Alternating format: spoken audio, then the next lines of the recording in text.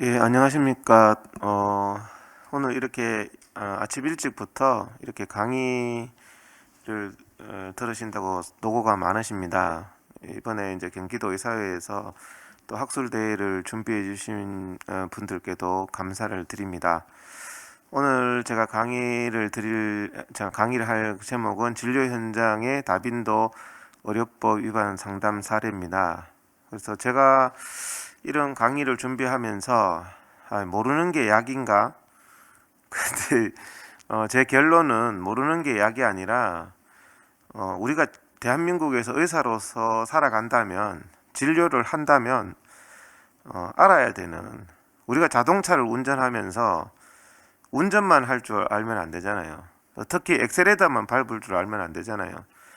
브레이크도 밟을 줄 알아야 되고 엔진 오일도 갈아야 되고 미션 오일도 갈아야 되고 타이어도 점검해야 되고 이런 부분들을 알아야 되는데 가끔씩 우리 의사 선생님들이 대한민국에서 의사로 살아가면서 난 운전만 할 줄 알면 돼, 나머지 뭐 미션 오일이나 타이어나 이런 거 뭐 알아서 해주겠지, 이렇게 생각을 하시는데 실제로 이제 그런 분들은 어떤 사고를 당했을 때 타이어가 터진다든지 뭐 전혀 점검을 안 해서 자동차에 문제가 생겼다든지 이럴 때 어떻게 이런 일이 있나, 자동차는 나는 운전만 하면 되는 줄 알았는데 이런 결과가 나타나기 때문에 좀 힘드시더라도 반드시 알아야 되고, 알고 나서 우리 선생님들이 자꾸 회피하려는 경향이 있습니다. 이런 잘못된 또 제도나 문제가 있으면 내가 안 겪었다고 무관심할 게 아니라 내일은 나의 일이 되기 때문에 우리가 다 같이 제도 개선에 나서는 이런 노력들을 해야 되겠습니다. 그래서 경기도 의사회도 가장 관심을 많이 기울이는 게 회원 민원 고충 처리 센터. 그래서 회원들의 어떤 이런 문제가 있을 때 이제 민원을 받고 같이 해결을 고민하고 또 제도 개선을 나아가서 추구하고 있습니다. 그래서 병원은 뭐 대학병원도 마찬가지고 개인 병원도 마찬가지고 현지 조사라는 것을 합니다. 현지 조사 싫죠? 뭐 누가 나와서 장부를 가지고 와서 이것저것 완장 차고 나와서 검사를 하는데, 뭐 병원을 하는 이상 뭐 현지 조사, 뭐 감독청에 의한 조사를 피할 수가 없습니다. 그 사람들이 나오니까요. 근데 이것을 무조건 회피하려고 하고 생각을 안 하려고 하고, 또 많은 분들이 행정 뭐 원장 뭐 아니면 뭐 행정 파트에 맡겨 놓는 경우가 많은데요. 대부분 실제로 이제 민형사 사건이 생기면 행정 파트 상대로 민형사를 하는 경우가 없습니다. 대부분 우리 회원들, 의사 선생님들이 그 이제 대상이 되어야 되는 거거든요.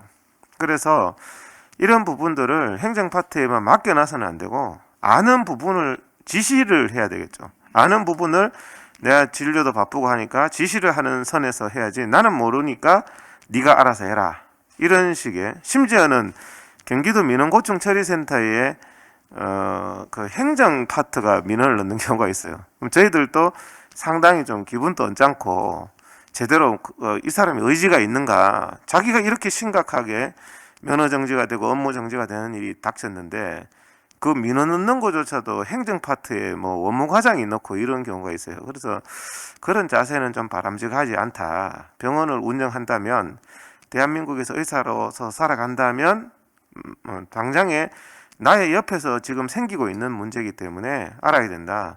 타이어가 안 터졌다고 해서 타이어 점검을 몰라도 되는 게 아니잖아요. 그다음에 뭐 엔진 오일 뭐 오늘 뭐 잘 차 굴러간다고 해서 안 갈아도 되는 거 아니잖아요. 그래서 그런 부분들을 조금 관심을 많이 좀 기울이시는 게 좋겠다. 그걸 당하신 분들은 너무너무 괴로워하셔요. 너무너무 고통스러워하셔요. 그래서 저희들이 어떻게 이런 일이 있나 하는데, 뭐 의사가 뭐 환자 맨날 보듯이 저희들은 그런 케이스를 맨날 보니까 아유 참 답답하기도 하고 또 같이 참 안타깝기도 하고 그렇습니다. 그래서 이제 현지 조사를 받는 사람의 유형, 누가 완장만 차고 오면 막 저렇게 좌절하고 피하고 싶고 빨리 끝내고 싶고 다른 사람이 해결해 주기를 바라고 이런 분들이 있는 반면에, 이제 원장 정도 되면 자기가 해야 돼요. 가정의 가장 정도 되면 누가 대신해 줍니까? 자기가 해야 되거든요. 저 오른쪽에 보면 여성인데도 불구하고 내가 할 수 있다, 다 가족들은 또 가장을 쳐다보고 있고 병원의 직원들은 원장을 쳐다보고 있는데 원장이 왼쪽과 같은 저런 태도를 가지면은 참 힘듭니다. 그래서 현지 조사를 병원에서 나오는 부서가 뭐 복지부도 있고 세무서도 있고 보건소도 있고 심평원도 있고 소방서도 있고 공단도 있고 요즘에는 뭐 소방점검이다 해서 1년에 몇 번씩 나오고 다 그렇습니다. 뭐 심지어는 뭐 노동청에서도 나오고. 근데 이제 현지 조사를 나왔을 때 원장이라면 기관의 책임자라면 가장 먼저 생각해야 될 게 누구냐, 나왔는 사람이 누구냐를 묻지 않는 사람이 의외로 많습니다. 뭐 복지부에서 나왔는지 세무서에서 나왔는지 하여튼 나왔대 알아서 좀 처리해줘 이렇게 되는데 어디서 나왔느냐가 상당히 중요합니다. 그래서 실제로는 사기꾼들이요 뭐 병원에 가서 조사하러 나왔다 그러는데 나왔는 사람의 신분도 확인 안 하고 어디서 나왔는지도 확인 안 하고 나왔는 법적인 근거도 확인 안 하니까 그냥 사기를 당해요. 그냥 병원에 이 자료 내세요, 뭐 이렇게 하세요 하면 그 사람이 누군지도 모르고 막 자료를 다 제출하는 이런 경우들이 있습니다. 그래서 이제 현지 조사를 나왔을 때 상대방이 누군지, 그 다음에 또 이런 조사가 어떤 결과로 연결될 수가 있는지, 지금 문제의 쟁점이 뭔지 이런 부분들을 정확하게 파악을 하고 이제 대응을 하셔야 됩니다. 근데 행정조사라는 것은요, 병원에 나와서 하는 모든 공무원들의 조사를 가지고 행정조사라고 합니다. 그럼 행정조사 기본법이라는 게 있습니다. 대한민국에. 행정조사를 그냥 막 하고 싶은 대로 하는 게 아니에요. 행정조사를 하는 사람들이 1조에 보면 그 조사받는 국민의 기본권을 철저히 보장해야 된다. 조사받는 국민의 인권을 보장해야 된다. 이런 규정들이 있습니다. 그래서 이런 규정들을 알고 계시면서 근데 그런 규정을 일반 회원들 잘 모르시죠. 그러니까 무조건 겁나고 그래서 조사하러 온 사람들이 좀 오바를 하는 경우가 많습니다. 그래서 이런 부분들은 저희들이 경기도 의사회에서 스티커로도 배부를 해드렸는데요. 사무국에 하면은 좀 이런 부분은 가급적 공급을 해드리도록 하겠습니다. 현지 조사 1주 전에 사전 통보 의무가 있는데요. 갑자기 들이닥치는 경우가 많습니다. 어느 날 갑자기. 그러면 이제 이런 부분을 항의를 하셔야죠. 행정조사 기본법 17조에 사전 통보 의무가 있는데 왜 갑자기 왔느냐. 이러면 이제 자기도 좀 당황해 하죠. 조사하는 사람이. 아, 이 사람이 뭔가를 좀 아는구나. 그리고 뭘 조사하는지를 밝히질 않아요. 그러면 행정조사 기본법 제11조에 왜 나왔는지, 조사 내용이 뭔지, 조사 범위가 뭔지 이런 걸 고지하게 돼 있다. 그러니까 좀 위법적인 조사가요. 당신에 대해서 전체를 조사하겠다. 병원에 대해서 전체를 조사. 이런 것은 사실은 고지 안 한 거나 마찬가지죠. 그런 부분들에 대해서는 철저히 좀 따져주고 문제 제기를 계속 할 때 그런 공무원의 위법적인 조사 관행이 개선될 수 있을 거라고 저는 생각을 합니다. 회원분들이 이런 부분들을 조사하는 사람부터 법을 지켜야 될 거 아니냐. 이렇게 할 때 그 사람들이 상당히 조사하는 사람들이 누그러지고 좀 겁도 내고 또 과잉한 일을 좀 안 하는 경우가 있거든요. 그래서 이런 부분들은 평소에 뭐 어디 붙여놨다가 갑자기 이제 들이닥쳤을 때는 이걸 보고 읽으시면 됩니다. 그럼 조사 거부에 대한 제재 근거와 조사 거부를 했을 때 내가 받게 되는 불이익이 뭐냐? 이거는 고지하게 돼 있거든요. 이게 굉장히 중요한 거예요. 어떤 경우에는 쉽게 설명을 드리면 공단은 협조입니다. 그러니까 나왔는 조사의 근본적인 게 협조 요청이에요. 협조 요청이라는 것은 거부했을 때 뚜렷한 제재가 없습니다. 근데 그런 부분을 얘기하면 누가 협조를 하겠습니까? 그래서 행정조사가 보면은 거부했을 때 강력한 처벌이 있는 행정조사가 있는 반면에 그냥 협조 차원에서 뭐 통계조사 나왔습니다. 심지어는 통계조사 나왔어도 시청에서 나왔습니다. 막 이렇게 해요. 그 사람 알바거든요. 당신 뭐하러 나왔냐? 내가 뭐 우리 병원 뭐 통계조사 하는데 협조 안 하면 어떻게 되냐? 없습니다. 그러면 집에 가세요. 이렇게 할 수도 있거든요. 그래서 사실은 조사하는 사람들이 조사 거부를 했을 때 거기에 대한 어떻게 거부하면 어떻게 되느냐 이런 부분을 가르쳐 주게 돼 있는데 대부분 가르쳐 주지 않죠. 그냥 와서 뭐 좀 이런 자료 좀 주십시오. 협조해 주십시오. 이러면은 협조를 해야 되는 줄 알지만 실질적으로는 내가 거부했을 때 그러니까 오히려 우리 회원분들은 내가 거부하면, 이 조사를 거부하면 어떻게 되느냐, 이거를 물어보셔야 됩니다. 행정조사기본법 11조에 조사를 거부할 때 어떻게 되는지를 고지를 하고 조사를 하게 돼 있는데 왜 이 부분 고지 안 하느냐, 내가 조사 거부하면 어떻게 되느냐, 뭐 거부하셔도 뭐 특별한 게 없습니다, 이런 경우가 7, 80%거든요 행정조사가. 그러면 크게 부담을 안 가지셔도 되고 너무 소위 말하는 탈탈 털릴 필요가 없다는 말씀입니다. 그 다음에 적법 절차를 준수해야 되는데 조사자가 적법 절차를 준수하지 않는 경우가 많고 최소 범위의 행정조사 의무가 있습니다. 근데 너무 최대하게 요구를 하면 행정조사란 건 받는 사람의 인권과 이렇게 부담이 되기 때문에 최소 범위를 해야 되는데 당신이 왜 최대 범위를 요청하느냐, 뭐 의료기관에 대한 모든 것 뭐 이런 식으로 막 요구를 하는 사람들이 있는데 그럴 경우에는 이런 법 조항을 가지고 좀 따져줄 필요가 있습니다. 그럼 자기들도 이제 반성을 하거든요. 중복적인 행정조사도 금지하고 있습니다. 행정조사기본법 4조 3항에. 근데 보면 공단이 나와서 똑같은 거 조사하고 심평원이 나와서 똑같은 거 조사하고 또 복지부가 나와서 똑같은 거 조사, 이런 식으로 당할 이유가 없거든요. 내 조사 받은 거다, 왜 이 사람 저 사람이 하느냐, 중복적인 조사를 하지 마라. 그 다음에 계도 목적으로 조사를 해야 되는데 갑자기 들이닥치는 이유가 처벌 목적이잖아요. 처벌 목적으로 조사를 하는. 그 다음에 조사 과정을 녹화를 하셔야 됩니다. 그래서 녹화를 한다면은 상당히 이제 위법적인 행위가 많이 줄어듭니다. 그 다음에 이제 사실 확인서 같은 부분도 사실 확인서 때문에 자살하는 회원들도 많았습니다, 그동안. 그래서 저희들 경기도 의사회도 사실 확인서 작성하실 때 굉장히 조심하셔라, 나의 모든 권리를 포기한다는 의미다. 작성할 의무가 없습니다. 의무는 없는데 좋아서 해드려야죠. 그죠? 그러니까 해드리는 건 어쩔 수가 없습니다. 그래서 뭐 보고 조사자와의 원만한 관계를 위해서 뭐 해드리는 분들도 많은데 제가 그게 뭐 좋다 나쁘다를 떠나서 잘못 확인서를 작성하시고 나서 나중에 굉장히 후회하시는 분들이 많다, 이런 부분들은 신중하셔야 되고, 그다음에 이제 경기도 의사회에 미리 연락을 해서 같이 이런 정도로 확인서를 해주면 될까요? 확인서를 하면서 의미도 잘 몰라요. 그냥 진료한다고 바쁘고 하니까 막 사인을 막 하는데 그렇게 하다가 나중에 후회하시는 경우가 많습니다. 그래서 행정조사 시에 행정조사기본법이라는 게 있고, 행정조사기본법이 행정조사를 받는 우리 의사 선생님들이나 회원분들을 상당히 보호해주고 있는데 행정조사를 하는 사람들이 이런 법을 조사받는 사람이 알기를 원하지 않고 이런 법을 무시하고 막 임의적인 조사가 되는 경우가 많다, 이런 말씀을 드립니다. 그 다음에 아까 전에 말씀드렸죠. 어디서 나왔느냐, 내가 조사를 거부하면 어떻게 되느냐, 이거 두 가지는 꼭 물어보십시오. 누가 나오더라도. 여기에서 상당히 해결이 됩니다. 그 다음에 이제 상대방이 뭐를 조사하려고 하는 거냐, 뭐를 조사하려고 하는 건지도 몰라요. 조사받으면서. 내가 오늘 사실 확인서 적으면 이게 내 의사 면허 정지되는 거냐, 형사 처벌하는 거냐, 고발하는 거냐, 업무 정지되는 거냐, 이런 부분들을 인지를 하면서 저희들은 하도 민원을 많이 봐서 알거든요.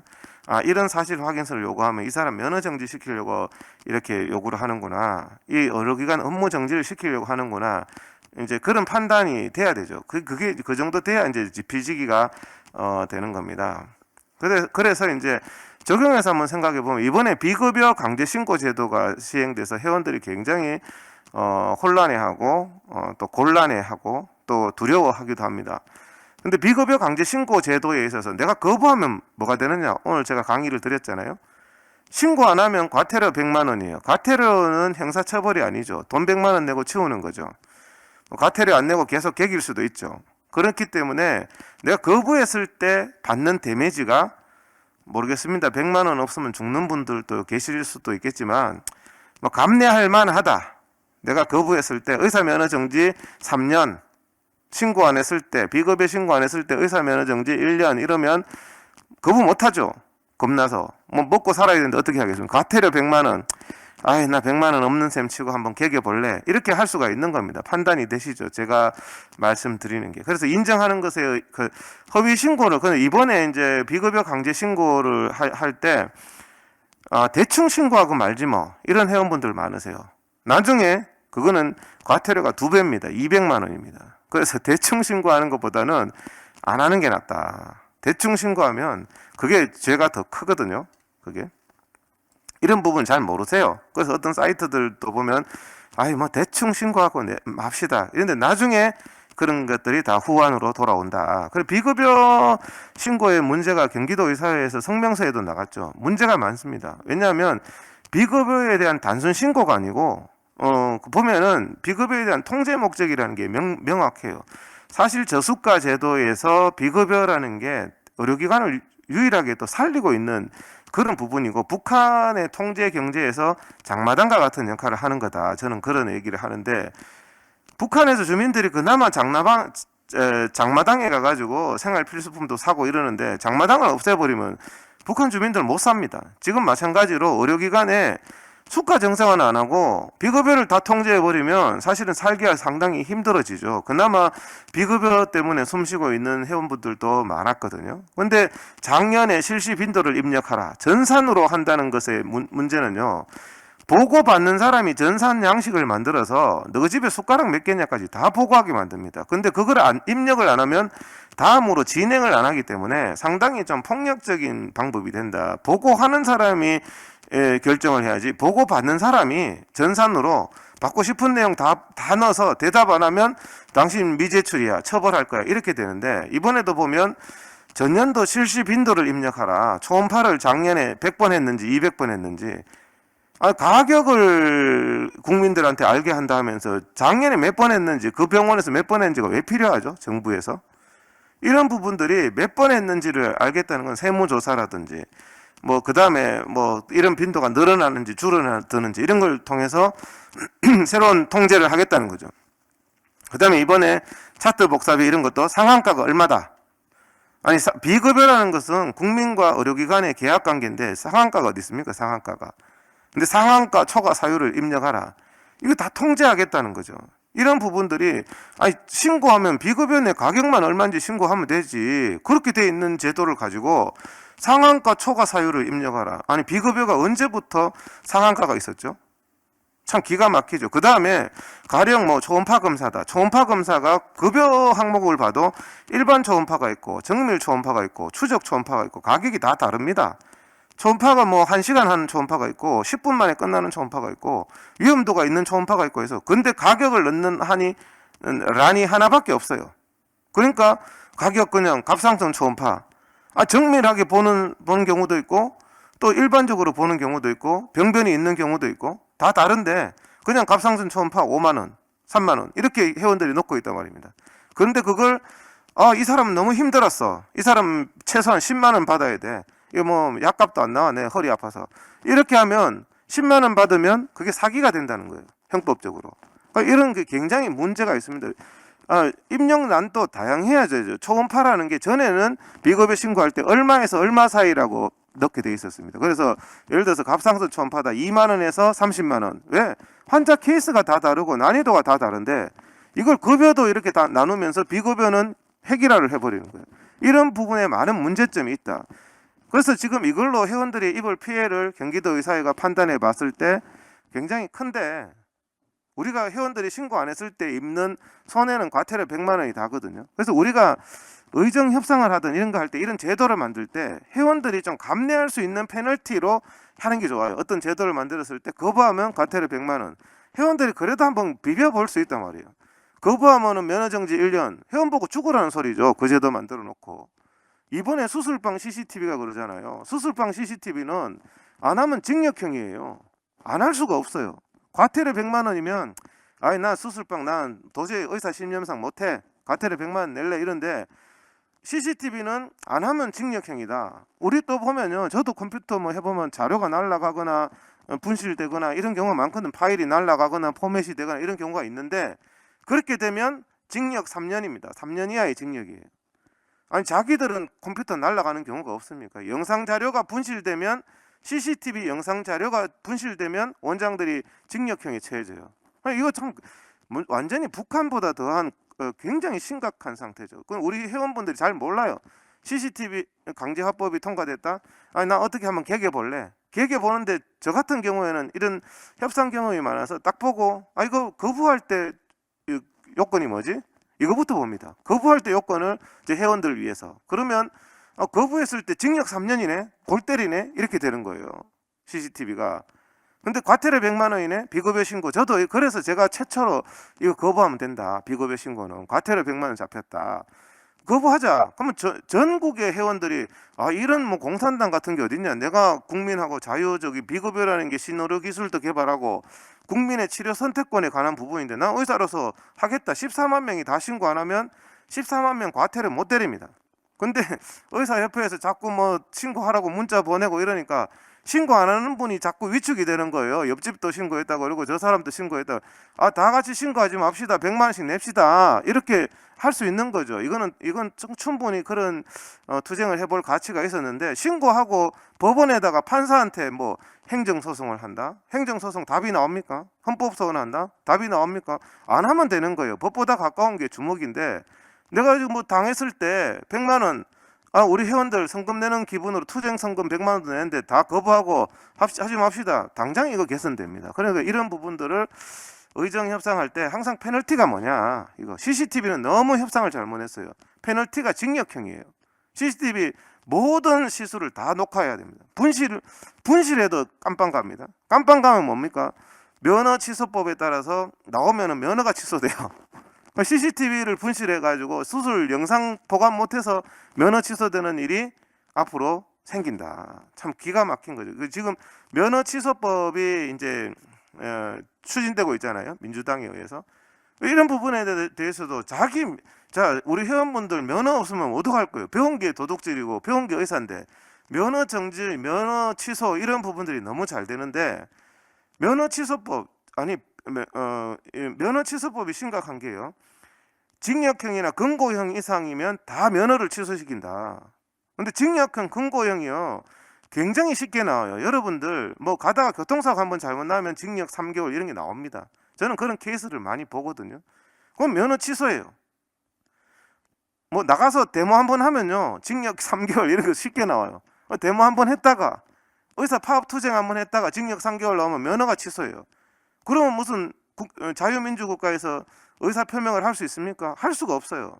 자유민주국가에서 도저히 맞지 않는 법이 면허 취소법이다. 의사들이 뭐 예를 들어 제 말도 자기들이 선동하는 성범죄 그런 걸로 한정하자는 거죠. 성범죄자 뭐 그 성범죄자도 뭐 누범 그런 경향이 있는 사람 이런 걸로 한정해서 왜 전문가를 한평생 뭐 30년 20년 의사 한 분을 왜 면허를 취소시킵니까?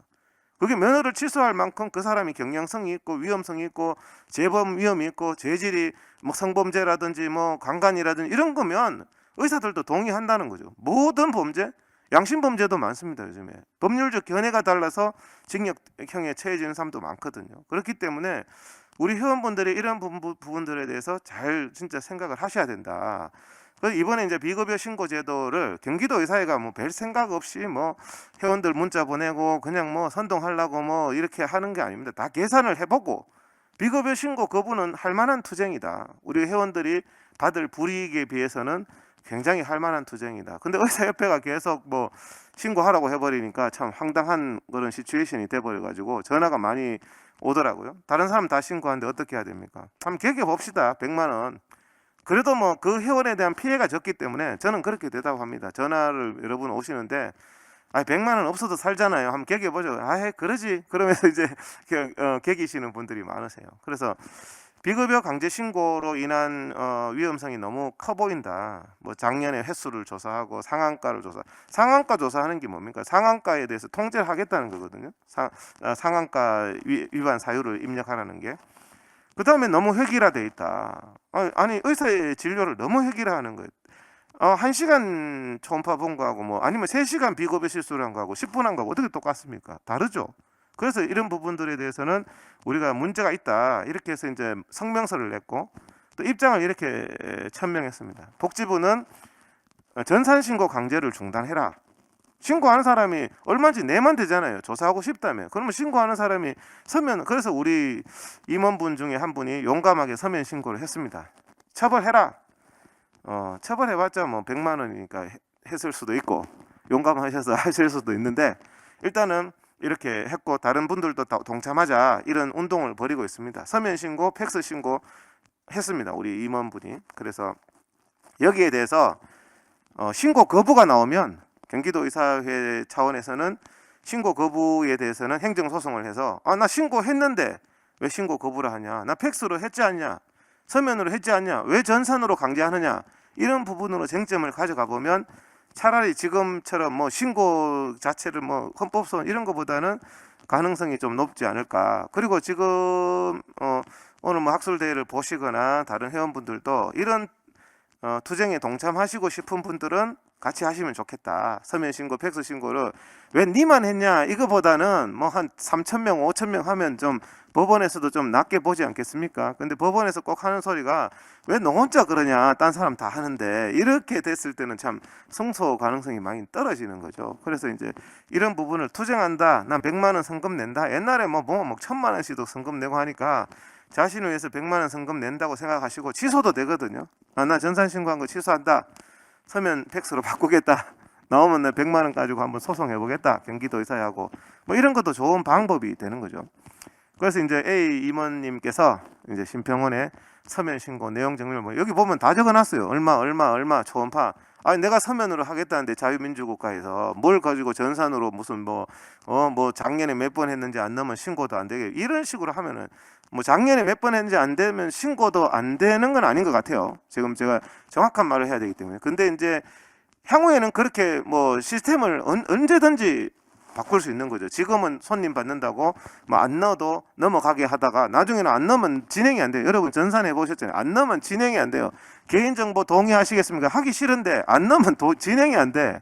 그러니까 다 그냥 클릭해 해주는 방법밖에 없고. 그런데 그게 나중에 법원에 갔을 때는 당신이 다 동의하지 않았냐, 개인정보 다 동의하지 않았냐, 나 동의 안 하면 신고가 안 돼가지고, 동의 안 하면 비행기표를 못 사가지고 동의했는데 그걸 동의했지 않아, 이렇게 되기 때문에 전산으로 받는 것은요 상당히 좀 신고하는 사람에 대해서 폭력적인 성향이 있다. 우리 회원분들이 일이 많다, 비용이 든다, 이거는 다른 차원이에요. 나의 인격권을 훼손하는 거예요. 너네 집에 팬티 몇 장이냐, 이런 것까지 다 묻는단 말이에요.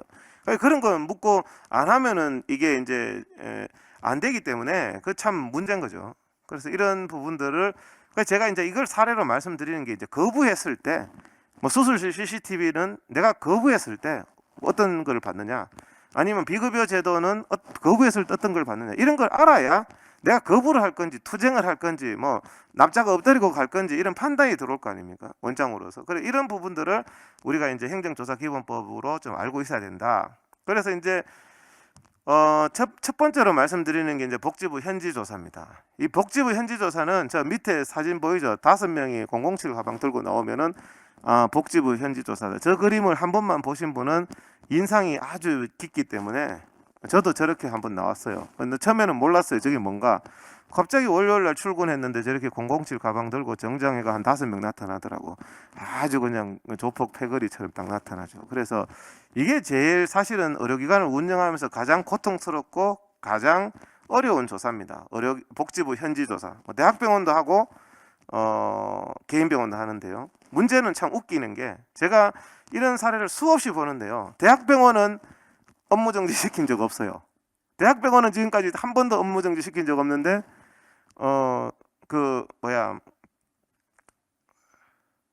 그래서 대학병원은 안 시키지만 개인병원은 너무 많이 시켜요. 그러면 왜 대학병원 안 시키냐? 이게 좀 형평성이 안 맞는 거죠. 근데 여기에 보면 왜 이 조사가 고통스러우냐? 제가 오늘 강의 듣는 분은 개념이 같잖아요. 현지조사 나왔을 때 제일 먼저 확인하는 게 뭐냐? 거부했을 때 어떻게 되냐?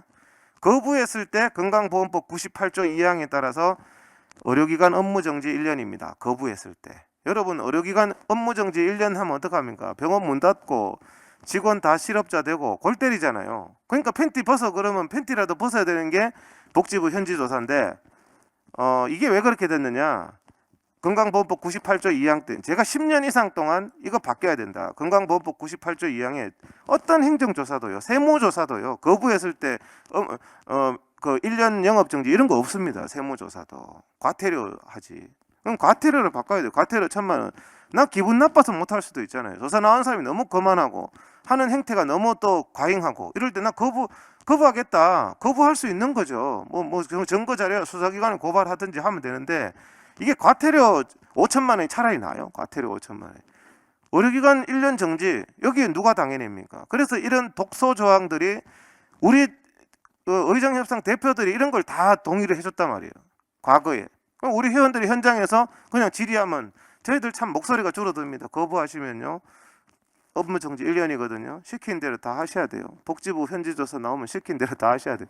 이렇게밖에 대답을 못하는 거예요. 과태료 100만 원, 기분 나쁘면 거부하세요. 이렇게 대답을 할 수 있죠. 그래서 제도를 잘 만드는 게 중요하다. 독소 조항들을 잘 봐야 됩니다. 여기 보면 98조 2항 건강보험법, 여기 보시면 1항에 딱 그렇게 되어 있죠. 1년의 범위에서 기간을 정하여 업무 정지를 명할 수 있다.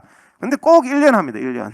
그래서 이 업무 정지를, 그러니까 조사를 아예 거부하시는 분도 있지만, 조사 받다가 이건 너무 과한 거 아니냐, 왜 남의 집에 숟가락까지 내라 그러냐, 지금 조사 거부하시는 겁니까? 이렇게 돼요. 제가 사례를 봤는데 이런 사례 많이 봤습니다. 그러면은 저는 조언을 하죠. 숟가락 달라, 줘라. 그 조사하고 관계없으면 줘라.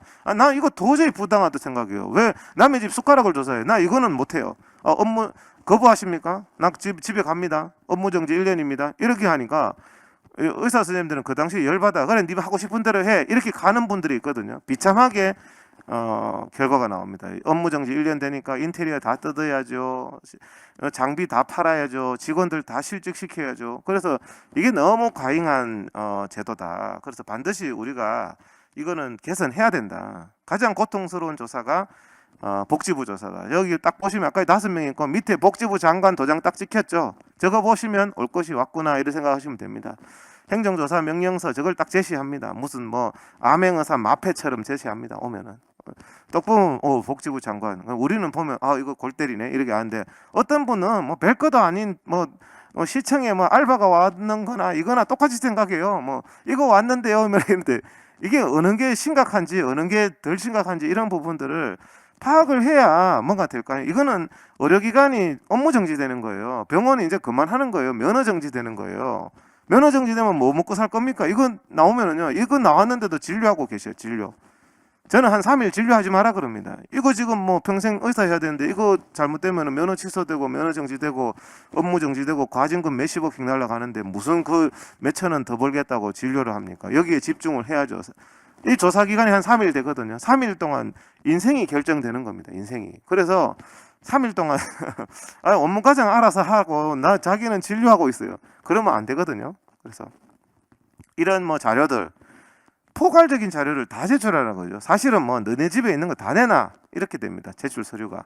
이런 걸 뭐 평소에 잘 한번 점검을 해보십시오. 이런 자료들을 뭐 비급여까지 다 조사합니다. 탈탈 텁니다. 나와서. 그래서 여기 보면 밑에 빨간 줄 쳐놨죠. 이게 이제 엄청난 거예요. 거부시 행정조사 기본법, 요때는 얘들이 이런 걸 해요. 요때는. 딴 때는 안 해. 협조일 때는 아무 말 안 해. 그냥 조사하겠습니다 이렇게 하는데, 협조일 때는 거부하면 아무것도 없습니다 말을 밑에 적어야 되잖아요. 그런 거 보셨어요? 저는 한 번도 못 봤거든. 근데 이거는 자기들이 이제 아주 당당하게 거부하시면 영업정지 1년에 처합니다 막 이렇게 빨갛게 딱 쳐놓잖아요. 그러니까 이제 애들도 약은 거죠. 그러면 이거 보고 완전 겁먹는 거죠, 이게. 예?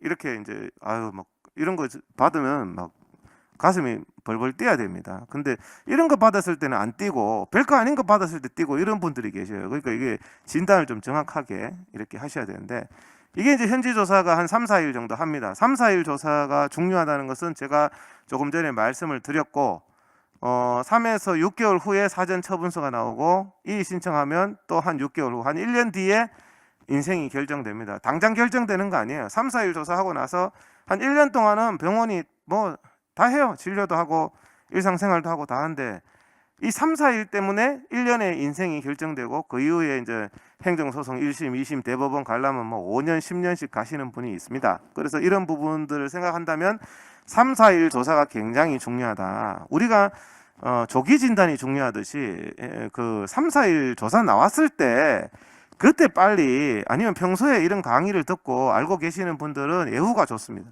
3, 4일 조사 나왔을 때 첫날부터 막 잠깐 기다려봐라. 굉장히 좀 중요한 말씀을 드리면, 의사들이 웨이트를 잘 못해요. 웨이트. 우리가 과학을 했는 사람이기 때문에 예스 노밖에 못해. 예, 맞아요. 아니에요. 과학을 하는 사람은 yes, no잖아요. 근데 문과를 하는 사람은 웨이트가 많거든요. 꼭 yes, no가 아니에요, 사회는. 기다려봐라. 갑자기 나왔지 않냐. 나도 좀 알아보자. 웨이트를 많이 하셔야 됩니다. 이런 행정조사 같은 걸 할 때. 기다려봐라 하는데 녹음하세요. 기다려보라는데 뭐 당장 안 내면 뭐 큰일 나네. 이런 소리 하면 직권남용이거든요. 기다려보라 하고 뭐 경기도 의사회든 뭐 자기 평소에 멘토든 전화해서 이제 상의를 하는 거죠. 그래서 3, 4일 조사 때 적어도 조사를 그때 이제 대책을 마련하고 심각성을 알고 대비를 하신 분들은 결과가 좋은데 이게 이제 3, 4일이 아니라 나중에 뭐 행정처분서 받고 뭐 민원 신고하시는 분이 있어요. 행정처분서 받는데 뭐 할 거 다 했는데 우리 어떡합니까? 그래도 이제 그 이후에 대응 방법이나 절차에 대해서 하지만 뭐 3, 4단계에서 연락하시는 분은 뭐 암 3, 4기에 병원 왔는 사람하고 비슷한 그런 이제 애우를 보입니다. 그래서 애우가 조기 때 하는 게 중요하다. 그래서 하시고 그다음에 허위 청구와 부당 청구의 차이점을 알고 있다. 아시나요?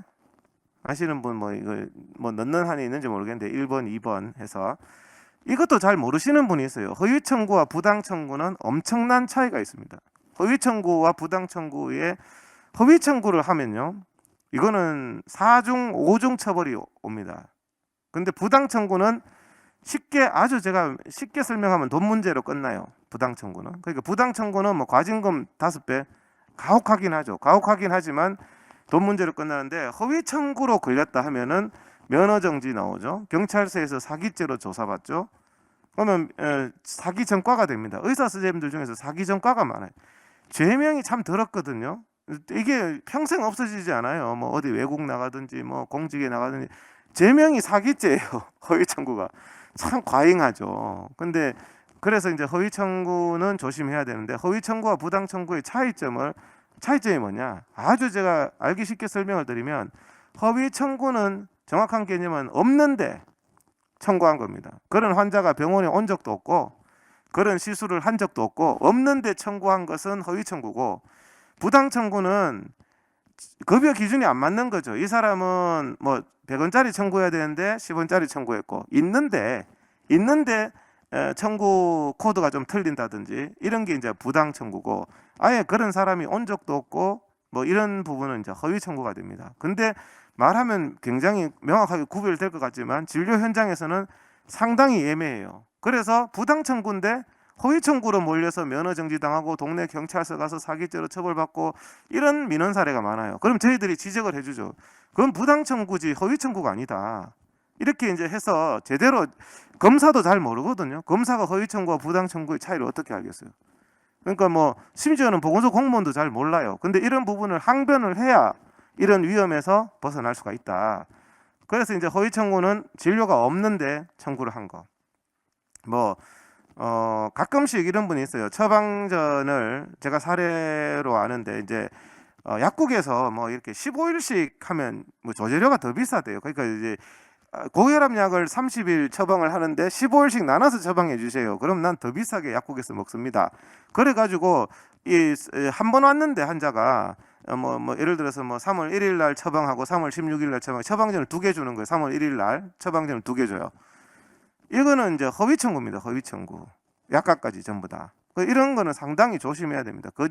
그리고 이제 허위 청구로 걸리는 게 이제 내과 선생님들 보면 피 검사 같은 거 하고 나서 환자가 안 왔어요. 근데 이제 또 혈액 검사 하고 나서 뭐 혈액 검사 결과 이겁니다 하고는 또 청구를 하거든. 진찰료까지. 그거는 허위 청구죠. 환자가 안 왔잖아요. 안 왔는데 진짜 그러니까 우리 선생님들이 환자한테 서비스 하시는 게 마냥 좋은 건 아니에요. 병원에 나오세요. 나와서 설명 들으세요. 이러면 문제가 없을 걸 가지고 서비스를 잘 해줘가지고 전화로 해주고 나서 청구하면 나와서 설명 들은 건 진찰료 청구할 수 있죠. 그런 부분들이 똑같다고 생각하지만 법적으로는 완전히 다르다. 조심하셔야 된다. 그래서 이제 그런 부분들을 가지고 이제 그러면 어떻게 아느냐? 뻔히 압니다. 심평원이나 복지는 뻔히 알아요. 저 내과에 오다 내고 나서 며칠 뒤에 항상 청구가 들어오네. 저거 뭐 뻔한 거 아니겠어? 전화하고 나서 청구하는 거 같네. 뻔히 나와요. 그냥 우리가요 여기 위에서 떡 쳐다보면요 진료실에 하고 있는 게 빤히 손바닥처럼 다 보입니다. 손바닥처럼. 이 병원은 고혈압 약이 한 달에 2번씩 계속 나오네. 그것도 환자가 한두 명도 아니고 뻔하게 보이잖아요. 청구가. 그러니까 그런 부분들을 우리 회원분들이 별거 아니라고 생각하지만 면허 정지되고 사기죄로 처벌되고 굉장히 이제 어려움을 당하시게 된다. 비급여 대상을 전액 환자에게 부담시킨 후에 청구하는 이런 부분도 이제 허위 청구가 되죠. 그 다음에 이제 뭐 예방 접종했는 날 청구를 한다든지 검진했는 날 뭐 청구를 한다든지 이런 경우에 이제 허위 청구가 되겠습니다. 허위 청구는 굉장히 무서운 겁니다. 근데 이제 부당 청구는 이제 진료 급여 기준에 맞지 않다. 너무 100원짜리 시술인데 너무 비싼 걸 했다. 이렇게 해서 이제 허위 청구, 부당 청구의 개념은 좀 이해가 되셨을 겁니다. 미용 진료하는 병원들이 급여 청구를 하는 경우가 있어요. 뭐 쌍꺼풀 수술하고 나서 항생제를 급여로 낸다든지 이런 분들은 모를 것 같지만 뻔히 압니다. 급여 심평원이나 복지부가요. 저 병원 미용 진료 많이 한다는 거 아는데 거기에서 계속 급여 청구가 나와요. 그러면은 100% 이제 실사를 받게 되죠. 그다음에 뭐 예방 접종 왔는 거 뻔히 아는데 요즘에 전산으로 다 입력하잖아요. 근데 그날 꼭 급여 청구가 들어와. 그러면 그 나 현지 조사 해주세요 이렇게 호소하는 거나 같습니다. 그래서 뭐 영양제 주고 나서 또 뭐 급여나 진찰료나 청구하자 큰일 납니다. 이런 부분들을. 그래서 이런 부분들을 좀 조심하셔야 된다. 내원한 날을 내원하지 않는 날로 변경 청구 뭐 여러 가지 사정이 있어요. 보험 가입 날도 있고 해가지고 뭐 언제로 왔는 걸로 좀 해주세요. 와기는 왔어. 이것도 큰일 납니다. 이런 부분들을 의사 선생님들 너무 쉽게 해주시는데 그렇게 하면은 안 된다. 그래서 이제 이런 뭐 형사 고발 당하고 막 엄청 고통을 겪게 됩니다. 그래서 이런 뭐 업무정지 부과 기준표 이걸 외우실 필요는 없는데 이런 표가 있다는 정도는 알고 계셔야 돼요. 이런 표가 있다는 것 정도는. 그래서 부당 금액이 얼마다, 허위 금액이 얼마다 했을 때 업무정지가 어떻게 나오고 하는 게 기준표가 있다 하는 정도는 알고 문제가 생겼을 때 이제 있다는 거 아시는 분 찾아보시는 거죠. 현지 조사를 받다가도 이런 표를 찾아보는 거죠. 내가 계산을 해보니까 어느 정도 나오네. 이렇게 허위 청구 같은 게 이제 좀 그렇고 그래서 이제 평소에 사전 지식을 최대한 알아두고 이런 강의도 좀 듣고 그다음에 위기가 닥쳤을 때 경기도 의사회 같은 멘토와 상의도 하고 예스 노가 아니라 웨이트가 있다는 거. 사건 저지르고 연락하지 말고 기다려 보라 하고 연락을 하시는 분이 지혜로운 분이다. 그런 거죠. 사실 확인서도 조심해야 되고 사실 확인서의 의미는 난 모든 권한을 포기하겠다는 겁니다. 나 다 인정하겠다.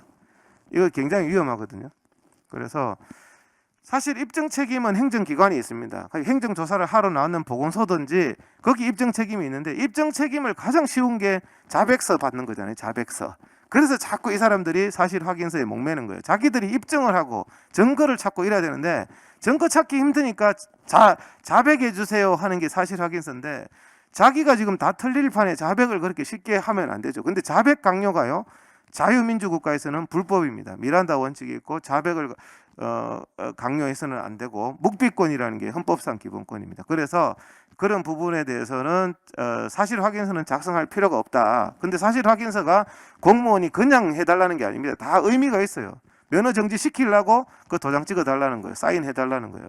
업무 정지 시키려고 사인해 달라는 거예요. 그 의미도 모르고 막 그 사인만 해주면 벗어나는 줄 알고 우리 회원분은 사인만 해주면 벗어나는 줄 알지만 그 반대입니다. 사인을 해주는 순간에 빼도 박도 못한다. 그런 부분들을 여기 보시면 뭐 이런 게 실제 사실 확인서인데 개인정보 지우고 보시면 뭐 본인 부담금 안 받았음 이렇게 사인한 이러면 이제 면허 정지가 되는 거죠. 여기 보면 이게 무슨 뜻인지도 몰라요.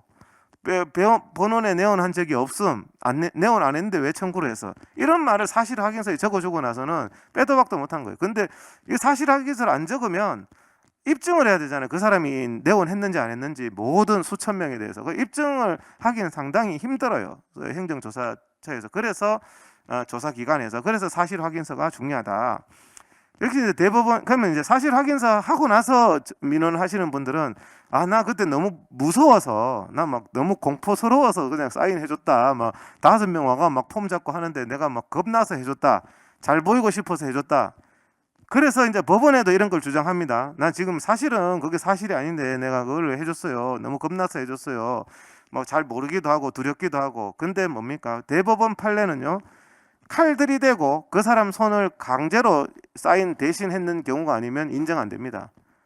네가 해준 거 아니야. 네가 뭘 지나고 나서 딴소리해. 낙장 불입이야. 이렇게 되는 게 대법원 판례이기 때문에 사실 확인서 하실 때는 굉장히 주의하셔야 되고, 사실 확인서 잘못했다가 자살한 사람이 경기도에도 그때 안산에 회원도 있었고 있었죠. 그 뒷조사까지 하는데 뒷조사도 참 비열하게 해요. 그 대부분 뭐 전화해보고 아까 전에 같은 경우에는 환자분 한 달에 2번 갔어요. 아니 한 번만 갔는데요. 처방전만 2장 주던데요. 이건 다 녹음을 해요. 녹음을. 그러니까 환자든 직원이든 다 나중에는 증거 수집의 대상이 된다. 그래서 뭐 병원에 전화하는 경우도 있어요. 그 병원에 전화해서 직원이 아무 생각 없거든. 오늘 직원이 대답한 거 옛날에도 뭐 얘기했지만 당신 병원에 텔레비전 몇 대 있냐? 우리 직원이 그냥 뭐 생각 없이 얘기한 거야. 그 다음부터는 고지서가 날라오는 게 KBS에. 네가 왜 얘기해? 네가 제대로 세아려봤어? 그냥 자기들은 이제 전화해서 물어봤다는 거지. 그래서 항상 거기서 ABC가 틀린 거죠. 병원의 직원들도 교육시켜야 됩니다. 전화했을 때 누구냐? 어디냐? 그 다음 전화는 사실은 대답할 수가 없어요. 왜냐하면 신분증을 확인할 수 있습니까? 그 사람 얼굴을 봅니까? 전화상으로는 대부분 대답할 의무가 없어요. 심지어는 경찰서라도 대답할 의무가 없습니다. 내가 보이스피싱인지 당신 어떻게 아냐? 와서 신분증하고 증명서 가지고 와. 이렇게 해야죠. 근데 그냥 물어보면 막 그냥 찌르면 대답하는 분들이 있어요. 그런 분들은 이제 직원 교육이 좀 잘못된 거죠. 좀 무거운 얘기를 했는데 공단은 이제 반대입니다. 공단은요, 왜 반대냐면 공단하고 의료기관은 원칙적으로는 계약관계잖아요. 부동산 매도인 매수인처럼 계약관계는 평등해야 되잖아요. 왜? 나는 의료를 공급하고 공단은 의료를 이용하는, 나하고 진료 계약관계이기 때문에 사실은 공단이 의료기관을 조사한다는 자체가 말이 안 되는 거예요. 계약관계잖아요. 그죠? 거기에 대해서 조사할 게 있으면 검찰청이 하든지 이렇게 해야지. 공단은 우리하고 의료를 공급하기 위해서 했기 때문에, 그래서 공단은 대부분 협조입니다. 협조. 나하고 계약관계이기 때문에. 그래서 거부하시면 되는데, 공단도 엄청 겁내시는 분들이 있어요. 와가지고 불이익을 줄까 싶어서. 그래서 조사의 기본 성격이 협조다.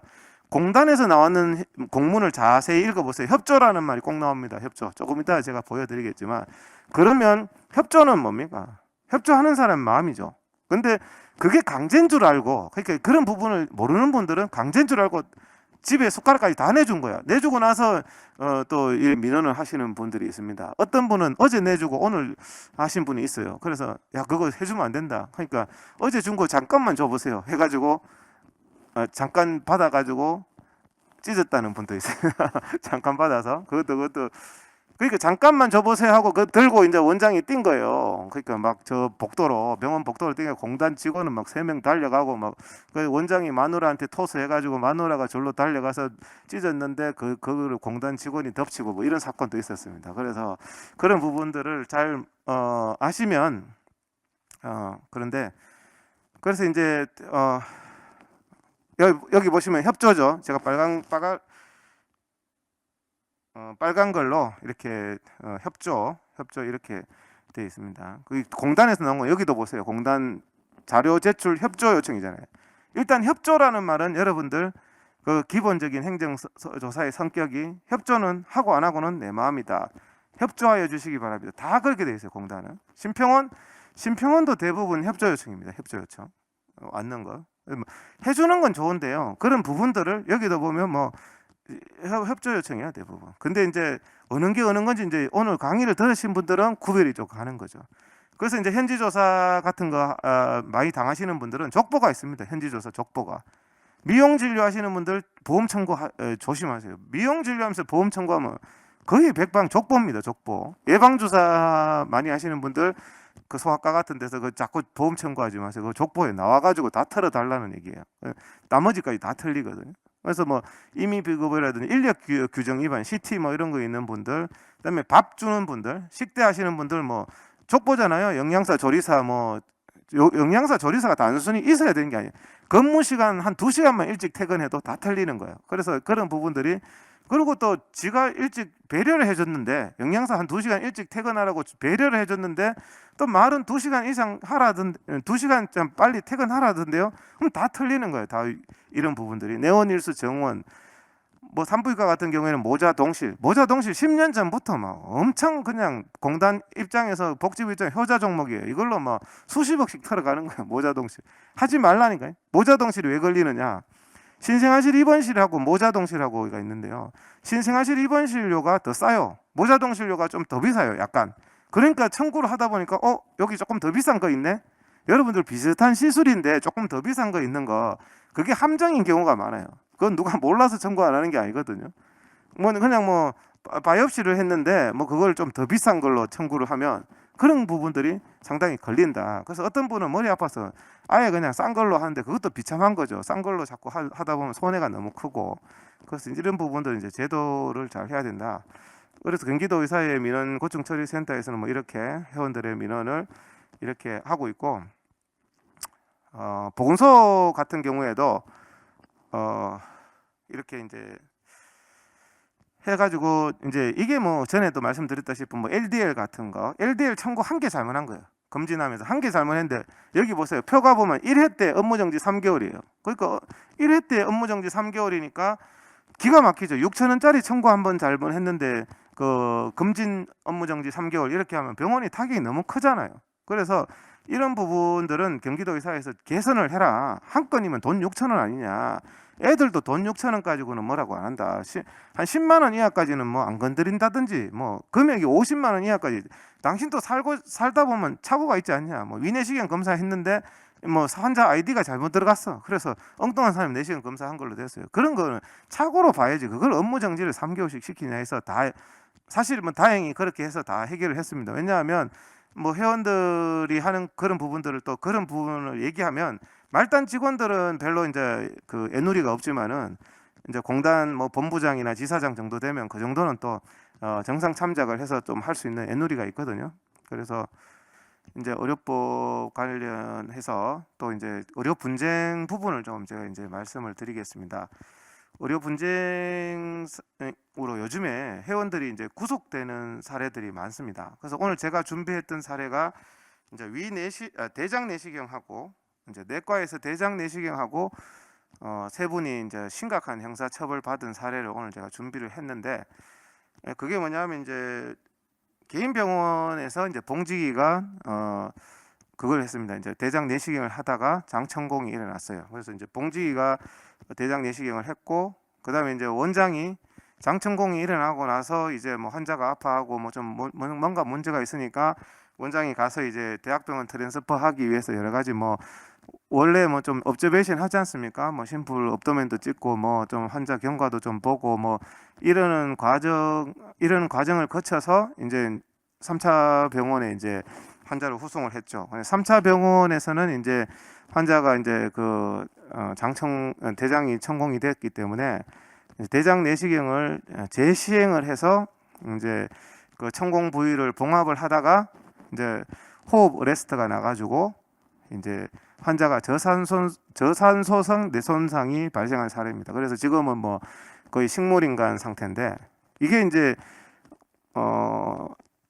대장 내시경을 한 의사가 징역 6개월, 그 다음에 실형이 나왔습니다. 집행유예도 아니에요. 징역 6개월. 그 다음에 최근에 난 판결이고요. 그 다음에 이제 원장, 자기가 장을 뚫지도 않았던 원장도 징역 6개월.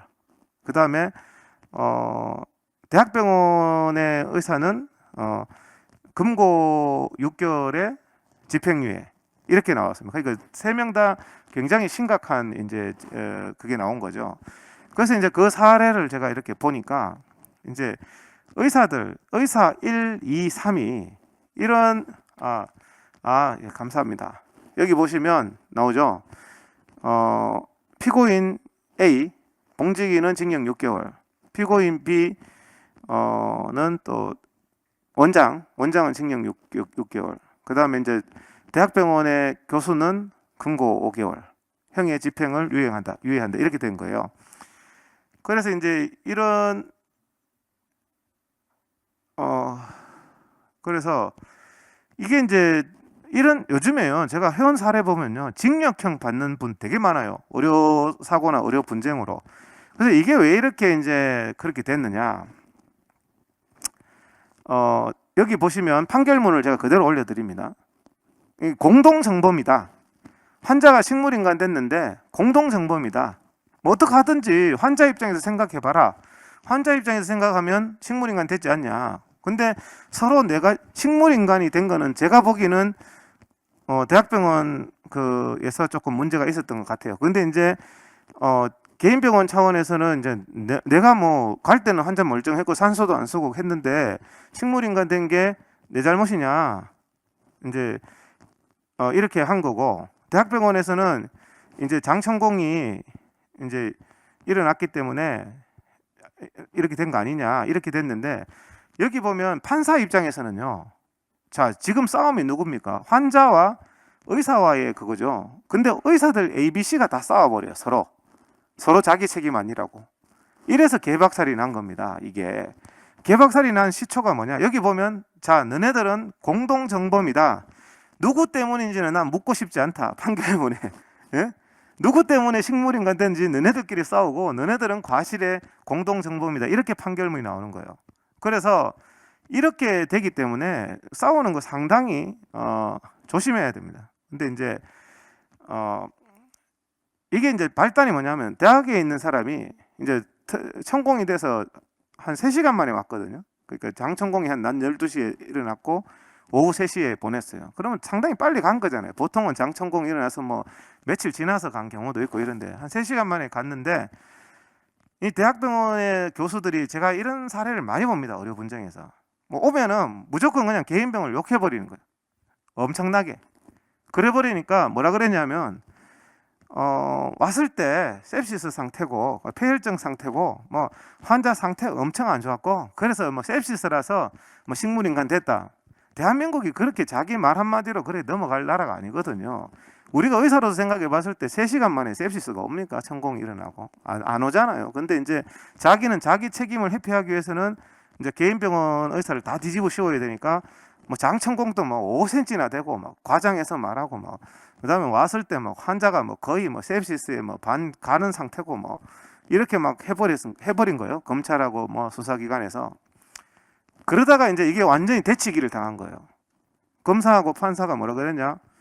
야, 환자가 그렇게 sepsis가 와서 뭐 환자가 바이탈이 막 흔들리는 상황에서 대장 내시경 왜 했어? 대학병원에서. 그러니까 이 사람이 당황을 해버린 거예요. 환자를 안정화시켜서 오픈했어야 될 거 아니야, 수술. 그 정도는 논박 과정에서 나오는 얘기거든요. 근데 자기는 무조건 책임을 회피하려고 로컬에 다 뒤집어 씌우면 자기 끝나는 줄 알고 뭐 장도 뭐 한 5cm 이상 뚫어가지고 뭐 sepsis 돼가지고 뭐 3시간 만에 왔는데 뭐 환자 뭐 다 주고 가는 거 같다 이렇게 말하다가, 다 주고 가는 거 왜 대장 내시경해서 그제서야 이제 여기 판결문에 보세요. 추가 대장 내시경 왜 했냐, 그게 아닌 다른 수술 방법을 했어야 되는 거 아니냐 하니까, 이 사람이 그때부터 이제 당황을 하면서 혀가 꼬이면서 이제 말을 다 바꾼 거예요. 사실은 뭐 장천공도 그만큼 많이 안 떨어진 것 같고 뭐 sepsis도 전혀 아니었고 배도 소프트했고 그제서야. 그러니까 사실은 아주 짧은 지식으로, 짧은 위기를 모면하자는 생각으로 다른 의사한테 다 뒤집어 씌우는 행위, 그게 자기한테 이렇게, 이거는 이제 검사가 똘똘 만다는 표현을 쓰거든요. 자기 말에 자기가 말리버린 거예요. 그럼 당신이 대장 내시경 한 자체가 과실이네. 이렇게 돼서 이게 진짜 비참한 결과가 나온 겁니다. 비참한 결과가. 그 사실은 뭐 이게 중요한 것도 아닌데, 이 사람이 이제 진료기록부 기재 위반으로 로컬 선생님은 또 이게 의무기록 위반으로 또 이것도 징역형이. 이게 근데 사실 우리 생각해 보세요. 오후 3시에 갔나 2시 반에 갔나, 이게 뭐가 그래 중요합니까 환자한테? 바이탈이 흔들리는 환자도 아니고 장천공 좀 일어나서 observation을 3시간 할 수도 있고 6시간 할 수도 있는 건데, 이거를 가지고 2시 반에 보냈냐 3시에 보냈냐 이런 동기도 없는 거죠 사실은. 근데 이제 진료기록부 허위 기재로 이제 걸렸고, 여기 보면 네모 박스로 제가 쳐놨죠. 이거 판결문 제가 그대로 보여드린 건데, 그 대학 교수입니다. 이 피고인은 법정에서 이와 같은 진술을 번복했다는 거죠. 스스로 환자가 엄청 심각한 폐혈증이 상당히 진행되어 전신 상태가 안 좋았다는 말을 해놓고, 나중에는 환자가 좀 뭐 배를 아파하기는 했으나 바이탈이 안정적이고 복부가 부드럽고 이런 취지로 주장했다. 판사가 판결문에 이렇게 딱 적는. 자기가 완전 걸려버린 거예요. 그래서 이런 부분을 제가 말씀드리는 게 상당히 이런 거 조심해야 된다. 대학병원에 이런 분 제가 여러 케이스 봤습니다. 뭐 사실 이 케이스가 이제 환자는 멀쩡했는데 장천공이 일어났고, 이제 그 천공된 대로 이제 에어를 넣으니까 이제 계속 빠져나갈 거 아닙니까? 빠져나가니까 뭐 환자는 페티딘, 미다졸람을 대학병원에서 줘도 막 계속 움직이는 거죠. 그러니까 뭐 미다졸람, 페티딘 더 주고 하다가 뭐 그 또 배 안에 이제 가스가 막 들어가니까 이제 횡격막도 눌리고 하니까 어레스트가 난 거죠. 레스피레이션 어레스트가 났는데 인투베이션을 한 뭐 두세 시간 못 한 거예요. 요즘에 또 선생님들, 대학에 있는 선생님들 인투베이션을 또 잘 못한. 그러니까 인투베이션 못하니까 하이폭식 데미지 올 거 아닙니까 이게. 그래서 그런 경우에는 같이 이제 좀 했었어야 되는데 그런 부분들을 로컬에 또 다 뒤집으시고 로컬은 또 대학에 다 뒤집으시고 이러다 보니까 환자는 뭐 꽃놀이패가 되어서 전부 징역형이 나와버리는 이런 이제 법원은 그렇습니다. 판사는 난 알고 싶지도 않다. 여기 보세요. 누구의 과실에 의해서 발생한 것인지는 난 관심 없다 이거예요. 그냥 공동 책임. 그리고 이제 이게 뭐냐 하면 의료분쟁 조정법 생길 때 우리가 또 지적했던 부분인데 민사적인 과실을 형사적으로 이용하는 게 요즘에 트렌드다. 굉장히 조심해야 됩니다. 그러니까 심각한 거. 이거는 의료계가 해결해야 될 숙제인데요. 환자가 식물인가 이제 제가 판사라도 뭔가 좀 돈을 주라고 하고 싶잖아요. 그러면 민사 판결할 때 뭔가 좀 이런 거 문제다. 그러면 그걸 가지고 나중에 고소를 해버리는 거예요. 그 판결문을 가지고. 그래서 민사적 과실과 형사적 과실은 구분돼야 되는데 조금 그런 부분이 있다. 시간이 지났지만 조금 더 하도록 하겠습니다. 그래서 이제 이런 부분들이 상당히 문제고 그래서 요즘에 이제 의료 분쟁도 산부인과도 그렇고 내과도 그렇고 상당히 이제 시리어스하게 처벌을 하는데 이런 부분에 대해서도 의료계가 반드시 좀 대책이 필요합니다. 왜냐하면 이분들이 지금 현재 이제 징역 6개월이 나왔는데 다행히 법정 구속만 안 했어요. 그러니까 지금 이제 다시 이제 이게 2심을 지금 진행해야 되는데 2심에서 이제 만약에 더 똑같이 나오거나 더 심하게 나오면은 이제 완전 골 때리는 거죠. 이거 자체가. 그래서 이제 손이 안 잡힌대요. 근데 이분은 이제 혼자서 병원 운영하시니까 개인 병원은 이제 만약에 구속되면 병원이 망하는 거고 그 다음에 이제 또 구속돼서 나왔을 때 또 이제 의료법 위반 차트 위조 이렇게 되니까 또 면허 취소가 되는 거예요. 그러니까 굉장히 스트레스 받아 하시는 그런 상황이고요. 요즘에 진료 기록을 제대로 아까 조금 전에 사례가 진료 기록 사례였잖아요. 그 진료 기록을 오후 2시 반에 보냈냐, 3시에 보냈냐, 뭐 대장 내시경 원장도 한번 쑤셔봤다며, 막 그러니까 쑤셨냐 안 쑤셨냐, 그래가지고 대장 내시경 2번인데 왜 1번이냐, 뭐 이런 식으로 터집을 잡아서 걸린 거예요. 근데 이제 이 경우도 보면은 이제 최근에 민원센터에 들어왔는 사례인데 이 사람은 이제 뭐냐면은 저 정형외과 선생님인데 환자가 뭐 교통사고 때문에 입원을 한 거예요. 근데 이제 뭐 감기 증상 좀 있다. 근데 물어봤더니 뭐 열도 안 나고 뭐 별 특이적이지 않아서 차트에 안 적은 거예요. 안 적고 영양제나 한 대 준 거예요. 영양제나. 근데 우리 의사 선생님들이 그런 경우가 많습니다. 보면은 뭐 진통제 그냥 한 대 주면서 차트에는 아무런 기록이 없어요. 외래 진료실에 뭐 엔세이드 진통제 한 대 주면서 아무런 기록이 없고 처방만 하는 거예요. 근데 사실 그런 경우가 이 회원도 많지 않냐 이런 취지로 이제 경기도 의사에 물었는데 실제로 많죠. 많은데 법은 다 처벌하게 돼 있다는 거예요. 그러니까 걸린 사람만 억울한 거죠. 그래서 이게 이제 제일 처음에 이제 모 의사 출신 국회의원이 이 법을 만들었어요. 2012년 13년 경에. 제가 그래서 이거 큰일 났다.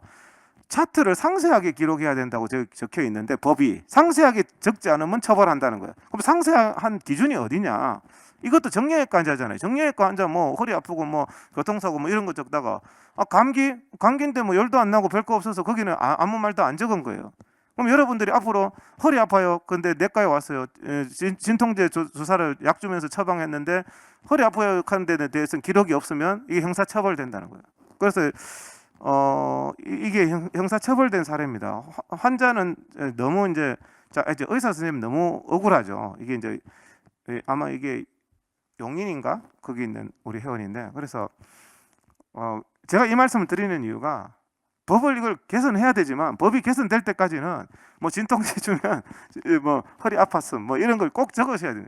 소화제 주면 뭐 속이 쓰렸음 이런 게 적어야지 그냥 소화제 처방만 떨렁덩 나와 있고 진통제 처방만 떨렁 나와 있으면 참 어려운 시대를 살고 있습니다. 이런 법까지 만들어서 이걸 뭐 전과자 만들고 형사처벌을 해요. 그래서 여기 보면 범죄 사실에서 환자가 발열과 오한 증상을 호소했는데 진료기록부에 상세히 기록하지 않았다. 이게 제명이에요. 참.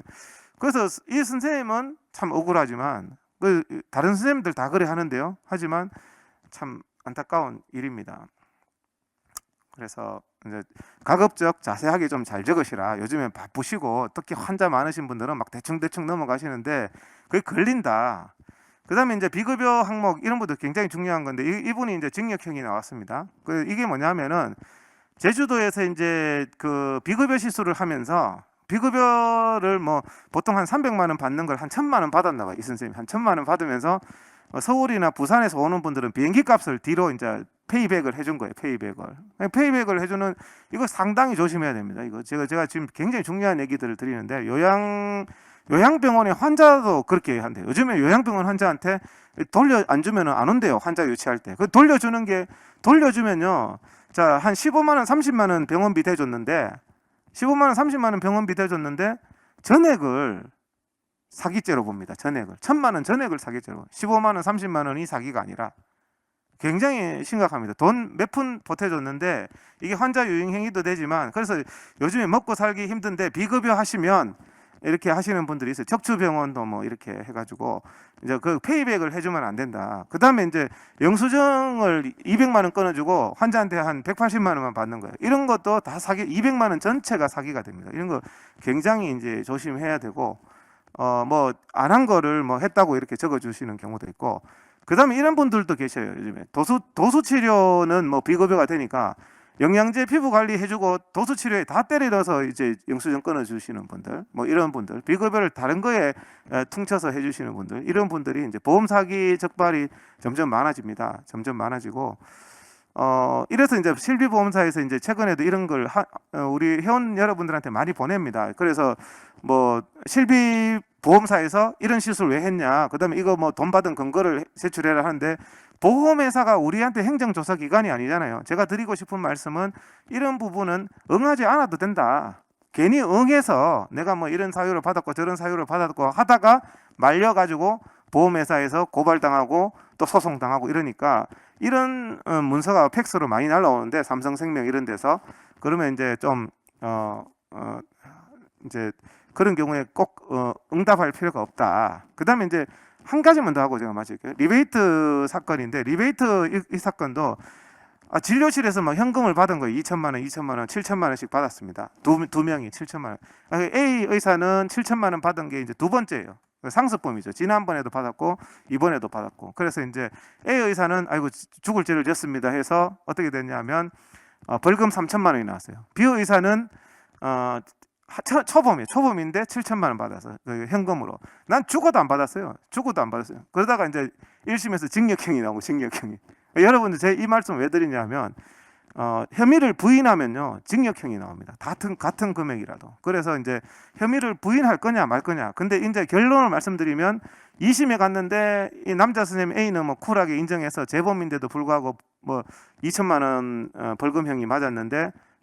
골 때리는 게 이제 2,500만 원 이상 리베이트 얘기 되면 면허 1년 정지거든요. 1년. 그러니까 1년 동안 이 내과 쌤이 진료를 못 했죠. 1년 못 했는데 B 선생님은 2심에서 끝까지 안 받았다고 우겨가지고 무죄 받았어요. 무죄. 완전 올로와넌이죠. 올로와넌. 여러분들이 이런 부분은 잘 이해를 하시고 진짜 난 뭐 아니면 도로 갈 건지 뭐 어떻게 하실 건지 이런 부분을 선택하시면 되겠습니다. 오늘 조금 중간에 약간 그런 부분들이 있어서 그런데 뭐 일단 강의는 이것으로 마치도록 하겠습니다.